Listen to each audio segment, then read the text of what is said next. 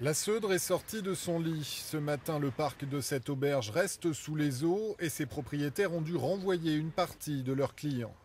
Donc dans le fond, Ça, c'est les annexes avec les appartements. les annexes avec des appartements.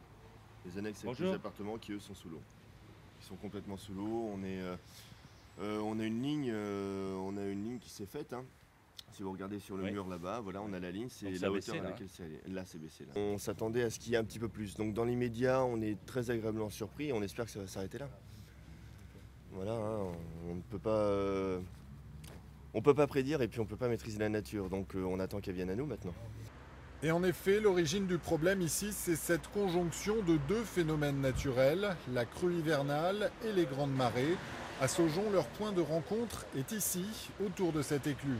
À 6 heures ce matin, ça donnait quelque chose d'assez impressionnant puisque l'eau salée a commencé à passer côté eau douce. Ça veut dire que d'un côté ça poussait plus fort et grâce au travail de l'éclusier qui a manié ça vraiment de manière très très fine, on a réussi à laisser passer l'orage. Mais c'est vrai que c'était à blanc des deux côtés et moi je l'avais jamais vu aussi haut. Avec la marée descendante, l'eau s'est évacuée très vite, mais la vigilance reste de mise pour les deux prochaines marées, cette fin d'après-midi et la nuit prochaine.